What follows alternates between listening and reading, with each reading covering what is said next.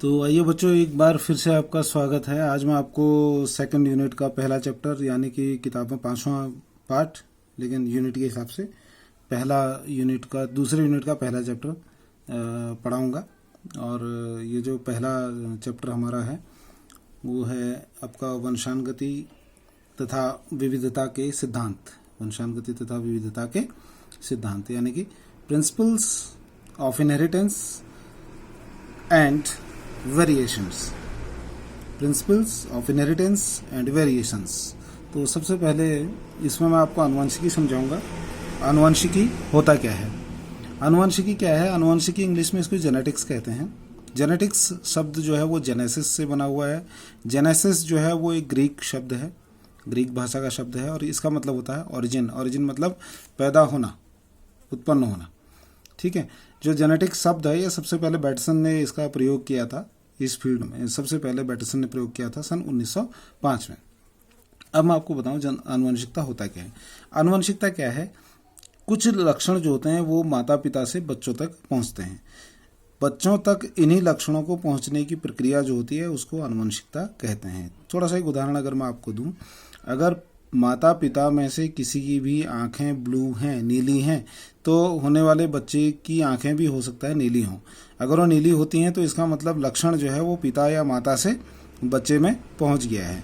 तो इस प्रकार लक्षण के माता पिता के लक्षणों को बच्चों तक पहुंचने की क्रिया को आपका आनुवंशिकता कहते हैं। अब उस बच्चे के भी बच्चों में, फिर उस बच्चे के बच्चों में ऐसे पीढ़ी दर पीढ़ी लक्षण जो होते हैं वो अगले पीढ़ियों में चलते चले आते हैं। इस प्रकार की प्रक्रिया जो होती है इसको आनुवंशिकता कहते हैं। या फिर हम दूसरी तरीके से ये भी कह सकते हैं कि आनुवंशिकता जो है वो माता पिता या अन्य पूर्वजों के गुणों का संतानों में अवतरित होना भी है। आनुवंशिकता जो है माता पिता या अन्य पूर्वजों के गुणों का संतानों में अवतरित होना भी आनुवंशिकता ही कहा जा सकता है। ठीक है।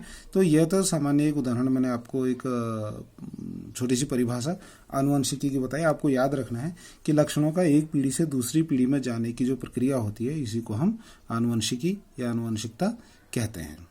ठीक है। अब आपको मैं आनुवंशिकता की खोज किसने की, और ये जो है सबसे पहले जो है आनुवंशिकता की खोज ग्रेगर जॉन मेंडल ने ही की थी, और इनको ही, ग्रेगर जॉन मेंडल को ही आनुवंशिकी का पिता यानी फादर ऑफ जेनेटिक्स कहा जाता है। ठीक है। अब थोड़ा सा इनके जीवन परिचय मैं आपको थोड़ा सा कराऊं तो इनका जन्म 22 जुलाई सन 1822 में चेकोस्लोवाकिया में हुआ था, ग्रेगर जॉन मेंडल का। और सन 1754 में ये टीचर बने, अध्यापक बने। इन्होंने अध्यापन कार्य शुरू किया था सन 1754 में। 1857 में इन्होंने मटर पे प्रयोग करना प्रारंभ किया। पहली बार इन्होंने मटर में जब प्रयोग किया तो वो सन 1857 में किया, और बहुत सारे प्रयोग इन्होंने किए। उसमें इन्होंने महत्वपूर्ण अपने 3 नियम दिए थे। वो नियम मैं आगे आपको समझाऊंगा। सन 1884 में 6 जनवरी को इनकी मृत्यु हुई, लेकिन जब तक ये जीवित थे तब तक इनके कार्यों की कोई सराहना नहीं की गई। इनकी सराहना कब हुई? जब ये एक्सपायर हो गए थे। सन 1900 में मरणोपरांत ही इनकी कार्यों की सराहना हुई। इनकी कार्यों की जांच की गई तो बाद में इनको सही पाया गया। तो सन 1900 में इनको इसकी कार्यों की इनकी सराहना की गई, और मरणोपरांत ही सन 1901 में इन्हें नोबेल पुरस्कार से नवाजा भी गया। तो ये एक सामान्य जीवन परिचय था मेंडल का। इसके बाद जो अगला मैं आपको समझाऊंगा वो है, मेंडल ने अपने प्रयोग के लिए मटर का पौधा लिया। अपने प्रयोग के लिए मटर के पौधे को चुना। अब मटर का पौधा ही उन्होंने क्यों चुना ये मैं आपको बताऊंगा। ये बहुत इंपॉर्टेंट है और आपको याद रखना है। क्यों चुना याद करना है। ठीक है। इसमें जो पहला कारण था ये था कि ये पौधा जो है वो 1 वर्षीय पादप है। पौधा 1 वर्षीय यानी कि 6 महीने में इसकी फसल तैयार हो जाती है, और इसके जब प्रयोग करते हैं तो हमें ज़्यादा इंतजार नहीं करना पड़ता है। 6 महीने में हमको रिजल्ट प्राप्त हो जाता है, और इस पौधे को भली प्रकार से सभी जानते हैं। दूसरा है, इसको उगाना बहुत आसान है, और इनमें फ्लावर में क्रॉस कराना बहुत आसान हो, संकरण कराना बहुत आसान होता है। तीसरा है, परिपक्वन से पूर्व ही परागकोश को हटाए जा सकते हैं। परागकोश मतलब स्टेमेन को आसानी से इसमें हटाए जा सकते हैं। संकरण में क्या करना होता है, हम जब पराग को स्टिग्मा जो होता है, स्टिग्मा में किसी अन्य पुष्प से परागकण लाकर अन्य पुष्प के स्टिग्मा में डालेंगे। तो इसके लिए हमें उस पुष्प के स्टिग्मा को हटाने पड़ेंगे, ठीक है, उस पुष्प के स्टेमेंस को हटाने पड़ेंगे और दूसरे पुष्प से स्टेमन परागकण लाकर उसके स्टिग्मा में डालने पड़ेंगे। तो इस कार्य के लिए यह बहुत अच्छा होता है यह पौधा। इनके परागकोश को पहले हटा दिए जाएं तो उसमें परागण होने के चांसेस कम हो जाते हैं, ठीक है। अगला है इसके जो जनक पादप होते हैं, यानी कि जो पेरेंटल मेल एंड फीमेल को पहचानना बहुत आसान होता है, ठीक है। इनके पेरेंट जो है वो मेल है फीमेल है, उसको पहचानना बहुत आसान होता है। अगला है इनकी आयु जो होती है इस पौधे की बहुत कम होती है, बहुत जल्दी यह पौधे तैयार हो जाते हैं, ठीक। और इसका अगला जो कारण है वह है परागकणों को स्त्री केसर तक पहुंचाना बहुत आसान होता है। परागकण बहुत आसानी स्त्री केसर तक पहुंचाए जा सकते हैं। तो ये था कारण जिन कारण से मेंडल ने मटर के पौधे को अपने प्रयोग के लिए चुना, ठीक है। अगला जो मैं आपको समझाने जा रहा हूँ, ये मैं समझाने जा रहा हूँ आपको मेंडल के द्वारा जो उन्होंने मटर के पौधे में जो लक्षण लिए गुण, ठीक है, उन्होंने वो कौन कौन से गुण चुने, उन्होंने कौन कौन से लक्षण मेंडल ने अपने प्रयोग के लिए लिए। तो इसमें जो था पहला जो गुण दिया बहुत इंपॉर्टेंट है, इसको आपको याद रखना पड़ेगा। इसमें उन्होंने पहला जो लक्षण लिया वो लिया बीज का आकार।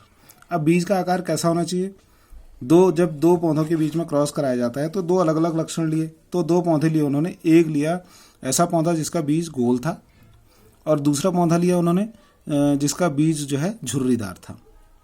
तो बीज का आकार गोल तथा झुर्रीदार, एक का बीज गोल दूसरे का झुर्रीदार, इन दोनों के बीच क्रॉस कराया। क्रॉस कराने के बाद क्या पाया ये हम आगे नियमों में आपको समझाऊंगा। दूसरा उदाहरण जो उन्होंने जो दूसरा लक्षण जो लिया वो लिया बीज पत्र का रंग। बीज पत्र यानी कि कोटाइलेडोन्स, ठीक है। पौधे जो होते हैं द्विबीजपत्री या एक बीजपत्री होते हैं। तो इन्होंने कोटाइलेडोन का कलर लिया, एक तो पीला, ठीक है, और दूसरा लिया हरा। पीला और हरे के बीच में क्रॉस कराया। तीसरा इन्होंने जो लक्षण लिया वो लिया बीज चोल का रंग। बीज चोल मतलब सीड कोट, बीज के बाहर का कवर किस रंग का था। आपको पता है कि मटर का बीज का कलर जो है वो या तो एक सलेटी कलर का मटर आता है और दूसरा जो है सफ़ेद कलर का, सफ़ेद रंग का मटर आता है। तो इन्होंने जो लक्षण लिया बीज चोल के जो रंग लिए वो लिया सलेटी और दूसरा सफ़ेद। अगला इन्होंने जो लक्षण लिया वो लिया फली का आकार। फली जिसके अंदर मटर होते हैं वो फली कहलाता है। फली यानी पॉड का इन्होंने आकार जो लिया दो लिए। वो एक लिया फुली हुई मटर, जो फली थी वो फुली हुई थी, और दूसरा जो है संकर्णित यानी कि सिकुड़ी हुई, कंस्ट्रिक्टेड, फुल एंड कंस्ट्रिक्टेड। तो फली का आकार में इन्होंने दो लक्षण लिए, फली फुली हुई और दूसरी फली संकर्णित यानी सिकुड़ी हुई। पांचवां लक्षण जो कुल 7 लक्षण लिए इन्होंने। पांचवां लक्षण इन्होंने लिया फली का रंग। फली का रंग कैसा था, फली का रंग इन्होंने जो लक्षण लिया इसमें दो कलर कौन कौन से लिए, एक इन्होंने फली का रंग लिया हरा और दूसरा इन्होंने फली का रंग लिया पीला। तो दो फली के रंग दो लिए, हरा रंग और पीला रंग। अगला इन्होंने जो इसका लक्षण लिया था छठा लक्षण वो था फूल की स्थिति। फूल किस जगह पर स्थित है, अक्षस्थ एक्सिलरी फ्लावर था या फिर टर्मिनल फ्लावर था, ठीक है, अग्रस्त, ठीक, अक्षस्थ और अग्रस्त दो इन्होंने लक्षण लिए फूल की स्थिति का। और अगला जो इनका 7वां लक्षण इन्होंने लिया ये लिया पादप की लंबाई। पौधा जो है कितना लंबा है या कितना छोटा, यानी कि लॉन्ग यानी कि टॉल पौधा यानी लंबा पौधा, ठीक है, और दूसरा इन्होंने लिया बौना पौधा, ठीक है। तो इन्होंने 7 लक्षण लिए। 7 लक्षणों में ही इन्होंने क्या किया, अपने प्रयोग किए। बीज का आकार गोल और झुर्रीदार, बीज का रंग बीज पत्र का रंग पीला व हरा, बीज चोल का रंग सलेटी और सफ़ेद, फली का आकार फूली हुई और संकीर्णित, फली का रंग हरा और पीला, फूल की स्थिति अक्षस्थ अग्रस्त और पादप की लंबाई लंबा और बौना। 2 प्रकार के पौधे इन्होंने इस प्रकार से इन्होंने लिए, ठीक है। तो ये था आज का आपका थोड़ा सा, मैंने आपको ये उदाहरण आपको बताया, इसके एग्जांपल्स और सारी जो मेंडल ने जो अपने प्रयोग किए उन प्रयोगों पर नियम वगैरह मैं बाकी चीज़ें बाद में बताऊंगा नेक्स्ट वीडियो में। तो आज आप इतना ही याद करिए। बहुत बहुत धन्यवाद, थैंक यू।